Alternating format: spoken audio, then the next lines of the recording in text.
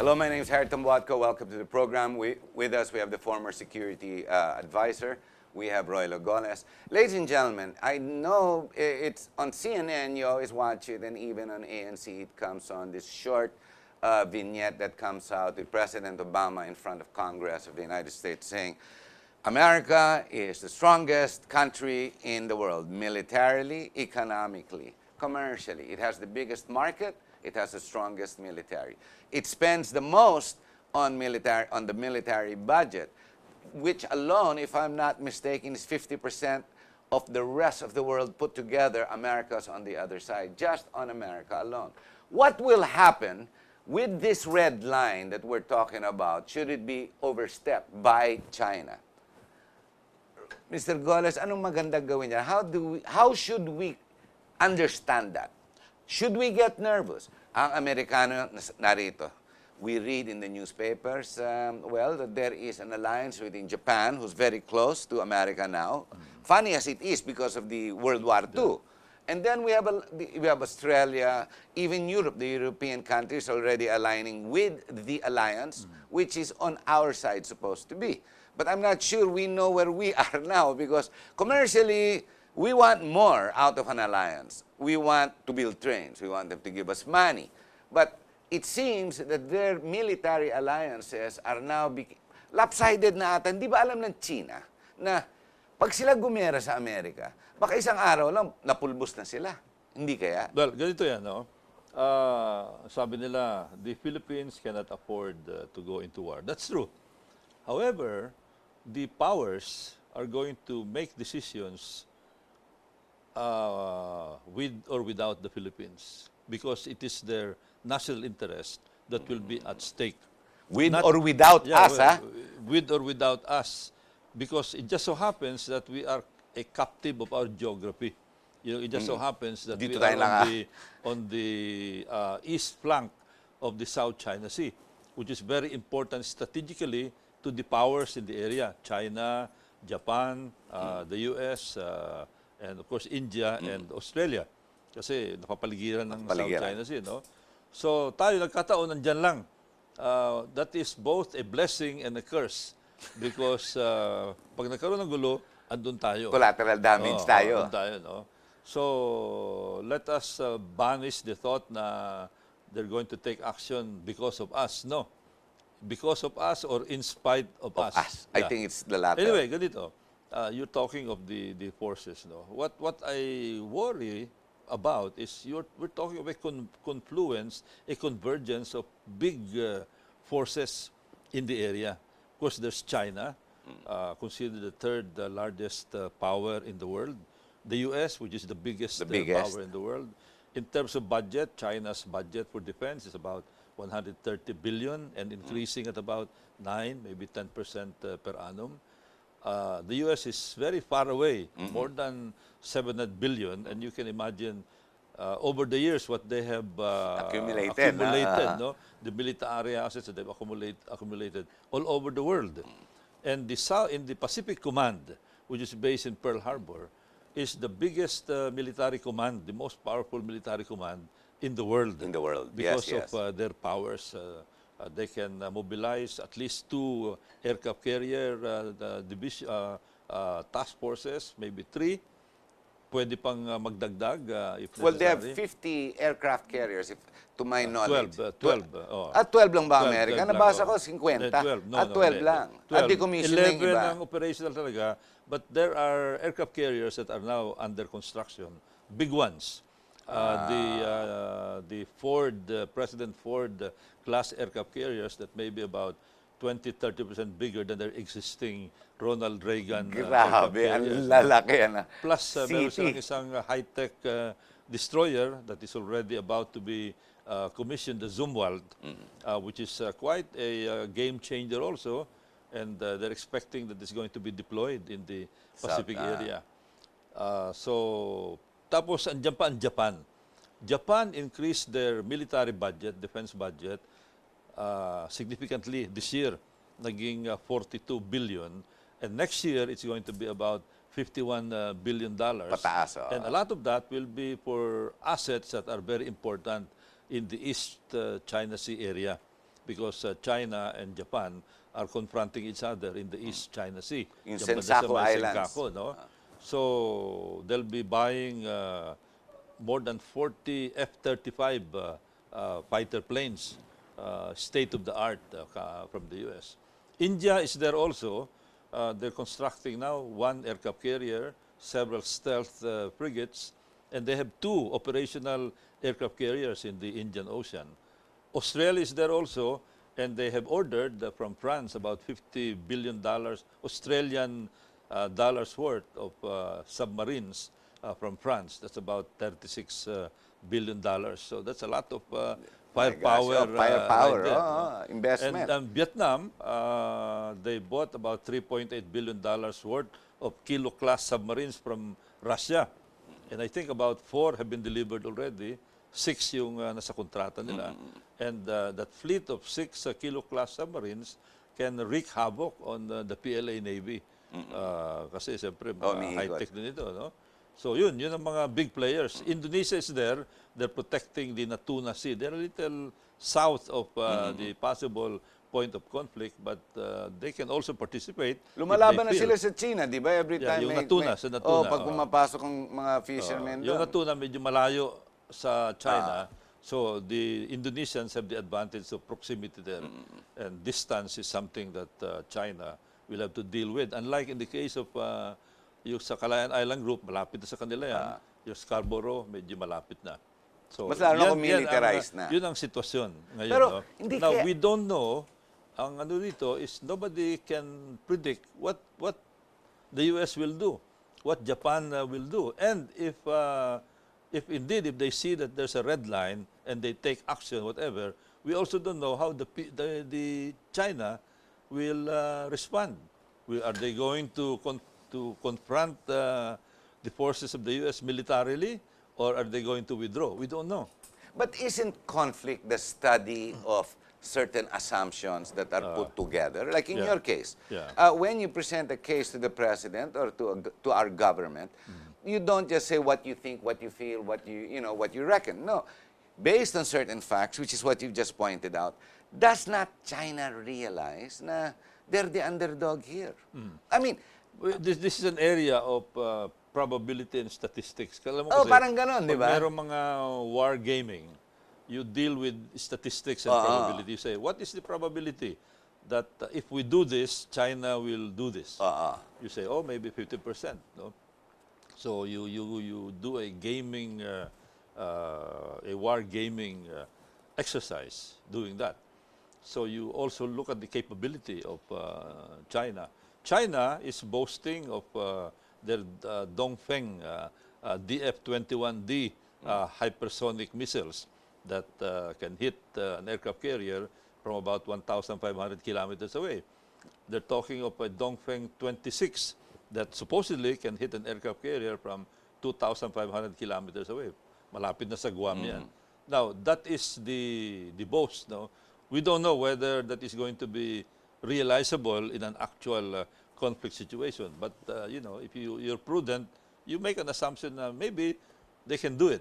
but assuming they do, you have counter rockets that can blow that in the Precisely. sea. That's the other thing. Now, I was talking with a very world-renowned strategist, author ng several books on strategy, Edward Luttwak, just a few days ago. And he said that, and this is exactly what I wrote also about 2 years ago.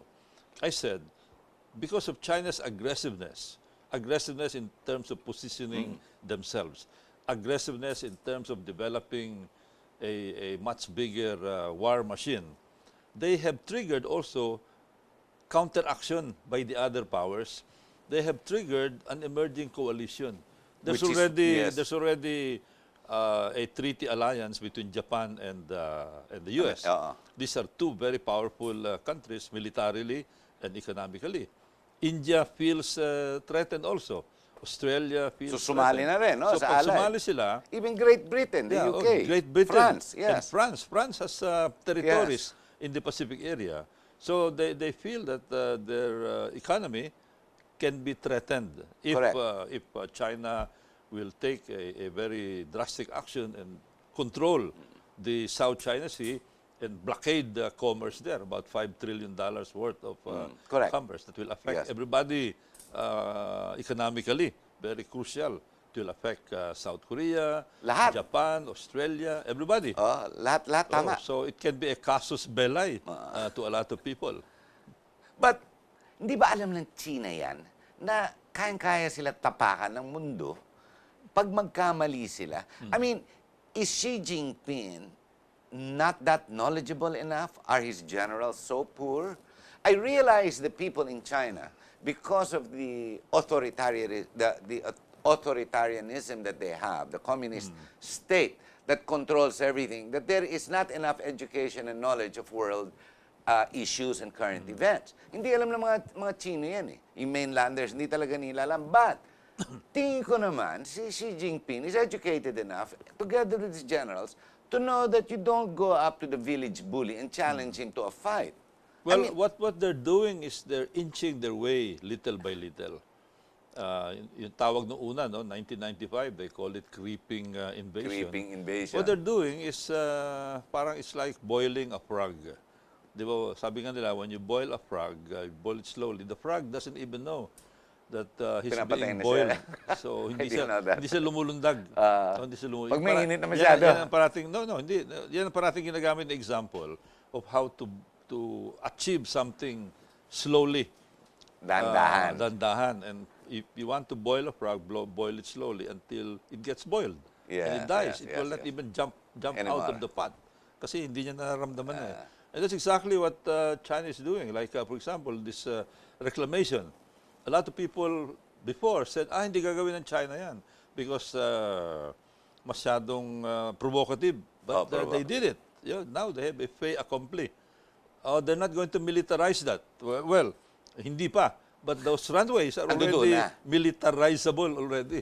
No, if there's such a word. But the fact that it's already there and there is an awareness, plus the fact the arbitration that ruled against them under 9-dash line, and the fact that our president, pinag-uusapan na, sa ASEAN pinag-uusapan, linalabas ng Amerika.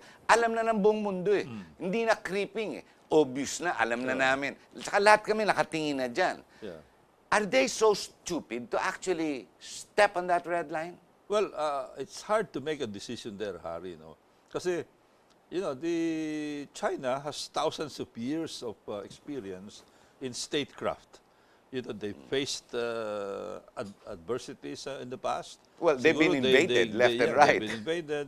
They go by experience. They're trying to recoup from the humiliation of the past, sabi nga nila, no? They're trying to recover A century of humiliation. A century of humiliation. And they have a goal.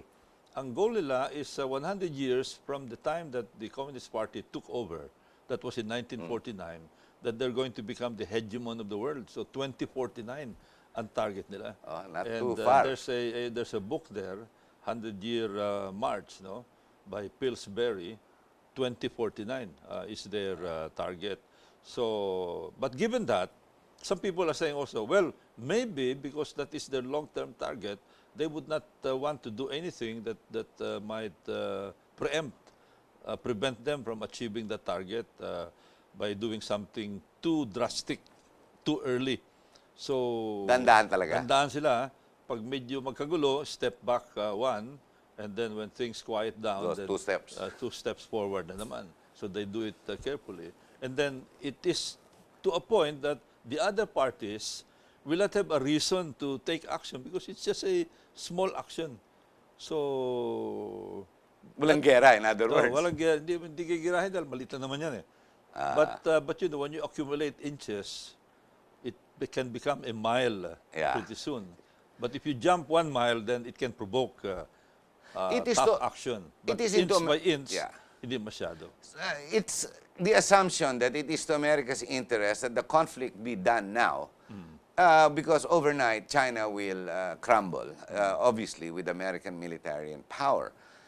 Anong maganda gawin ng Pilipinas? Ano dapat yan? Sundutin natin? Prick a needle into the balloon, let it blow, let it explode? Or we stay stagnant? My prescription is follow the example of Vietnam. Vietnam has been in conflict with China for centuries. Lumalaban sila eh. Yeah, lumalaban. They have a common, Pero very ginulpi long, sila ng China boundary. on in the 70s. 1979, China attacked them. But Four-day war. There are two reviews there, no? One review says that Vietnam won kasi umatras yung China. Nabasa ko, baliktad. Oh, Okay. baliktad naman. Oo. But China lost about 20,000 to 30,000 men, soldiers, I didn't realize in that that now. conflict. In 1988, they had a conflict in the Johnson Reef area, and the Vietnamese lost about 70 sailors. 3 of their ships were sunk. In that encounter at sea. That's sa Paracels, gano'n din. Kaya lang, ang example ng Vietnam is they're Lumalaban. able to lumalaban, no? A running battle, an actual physical conflict. But at the same time, their diplomatic channels are open. Sidewall. Even trade is open. So maybe we can study how they're doing it, but they're also arming. They have a respectable air force, a respectable navy, and especially with their submarines now, they can hurt China. We are building up. We are building up left and right, be it for donations or sheer awareness. We are building up our military. So, kailangan lumaban tayo. Well, meron tayong in-order na 2 frigates. I understand that the Department of Defense already made a decision gagawin sa Korea din. Yung meron tayong 12 na Hindi ba kaya FA-50s. gawin dito yan sa Hindi, Hanjin? medyo ibang ano yan. Iba. Ang Hanjin kasi mga commercial... Pero you cannot change that into... pwede rin, eventually, kaya natin Kaya, gawin di yan. ba? Kasi shipbuilding. The moment we have the technology, we have the plans, we can have a Technology, joint, you can bring we can in. have a joint venture. We can and, bring in the build a lot of technology. them here. Oh. Di ba, Filipino is very resourceful. We have the people, we have the minerals. We've got the area, we can build it here. Yeah, we can. No di ba? doubt about it. No Miski doubt itong about mga trend dito, pinag-usapan nila MRT, kaya naman, you just bring in the technology. We've got the people, our engineers are very good. 30 years ago, China could not do it. Biro mo, di ba? Technology lang In pinasok. Korea, for example, Korea had their first groundbreaking of their first shipyard only in 1972. We already had Imagine. our NASCO. Nauna pa 1952 tayo, nauna pa. So We can. We can. If we wanted to, we need not build We it are over there. we are number 4 shipbuilder in the world. So why can't we just But build for it here? transport, for Commercial. commercial ships. But why don't we just build those into militarily ships? Pwede rin, pwede. Di ba, para may we have the banggalan. plans, we have the equipment. Ano ang problema natin? Politics? Political will? Ignorance? Well, maybe in terms of strategy, we have to have a more defined, what do we want? Like for example, even having a respectable armed forces. One reason is that after 1986, we sort of neglected the continuous maintenance Of the a military. respectable armed forces. Kasi before that, we had a respectable Navy, Air Force. No, and, Marcos was known for that. Yeah. Pero after 1986, medyo nag-decline. Hindi na dagdagan. Yung Bapur ko, nung nag-graduate ako noong 1970, it's still around. It's still one of the major ships of the Philippine Navy until now. And that's quite a Dapat long retired time. na yun. Oh. Quite a long time ago. So ngayon, ngayon pala madadagdagan ng respectable frigates pag matuloy yan. No? Nawala na yung mga fighter jets natin. But Wala before, na. we had a Naluma. respectable fleet of F-5s. Matagal na In yun. 1969, we were accused by Malaysia of bullying them. 1969, ha? Kasi nagpadala tayo ng 2 F-5 doon ba sa may Sabah area. So headline, Malaysian Strait Times, Philippines bullying Malaysia. Pero ngayon, baliktad. Ngayon, Baliktad nakalimutan natin. Yeah, But it's very easy to catch up. Should we want to? Yeah, if To give it 5 years, Pero the ang next 5 hirap years. na bigla tayong lulundag eh. Kasi we accumulated so much deficit over the since 1986. I know, matagal Yeah, na. ilan 30 years 30 yun. years, So kung bawat taon sana, o kaya every 5 years meron dinadagdag. How many 5 years? Possibly 6. We would have had a respectable Navy and a respectable But it Air is Force. never too late since Yeah, that of red course. line and the allies are playing their tug of war in the South China Sea. If there is political will and the right direction, yes, we can start building and build every year. Ito pa rin, we are hoping that diplomacy is going to work with respect to China.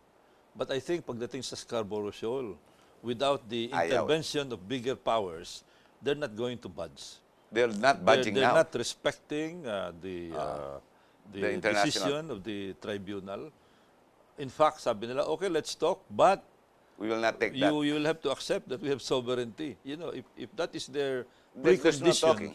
for bilateral, no way that we can But so accept long that. as they don't militarize, bantayan lang yan. Kasi America's not gonna allow them anyway. Pag lumala yan. But let's see, isa pa rin yan. It's a question mark. If they say there's a red line, what would they do? We don't know. Are they going to go into that patrol again, yung freedom do of we navigation care? patrol? Do we care? Andiyan naman Amerika eh. Does America care if they step on the red line? Mas gusto nga ng Amerika, sige na, gawin nyo para banata namin kayo. We don't know that because you know they're also after their own economy. Any conflict there will affect the economy of. It will be disastrous to China's economy, also to the world, to Japan, and also to the Philippines if there's a conflict there. So that is the thing that we must think. But that conflict Think becomes over. inevitable if China is going to pursue it and become the trigger. And it looks like they're they are going to trigger it eventually. Malapit na. And who cares? Let them trigger it already para matuto sila once and for all. Maybe they'll say, oh, it's too early. They will just posture. They will try to achieve just a little forward movement without rocking the boat. You know, Yung sinasabi mo, inch muna, inch by inch. before you know it, milya. Which That's is right. why, habang nag-i-inch-inch sila, maganda sana tayo, mag-armado na tayo. Wake up. Yeah, Wake that's up. what we're doing, and that's what the other powers are doing also. We have to end the program. What would be a quick message to the viewers? Exit message. Well, first we have to think of number one. That's the Philippines. We have to have a very good diplomatic initiative so that we engage all parties, China, the United States. We have to balance our approach here. We cannot afford to alienate or antagonize any group here. China is very important as far as trade is concerned. It would be better if we can have peaceful coexistence with China. However, we should not yield to their forward movement because otherwise we lose about 80% of our wealth in terms of the exclusive economics. So we cannot afford. We have to take a stand, in other words, and hope that the other powers and also China will see that the wiser situation is to have peace and Ideal. have a good sharing of the world's natural resources. One last question. Is our current leadership, you feel, competent to address these very sensitive issues? Not just the It's president, only, I'm it's talking only the 2 cabinet. months into the leadership. Masyado maaga Whether pa. maaga pa. No, too early to make a judgment. I think everybody is in a learning process. Even China and the US Pinag-aaralan are siya. adjusting to our new leadership. Yung PI. Maraming salamat po. Well, there you are. I hope I've helped enlighten you to take a position for you to understand, to comprehend the different issues in its bigger entirety. Whichever way it goes, if it's inevitable, it's going to happen, whatever happens. Pero maganda sana na kayo, nakaupo kayo dyan, naintindihan nyo kung ano nangyayari. So you yourselves can form that point of view that will help you understand and be part of the solution, not the problem. Maraming salamat po. Thank you very much. Thank you, thank you. What a nice way to have explained it. The last hour. Ganda ng exposition. Ganda ng exposition.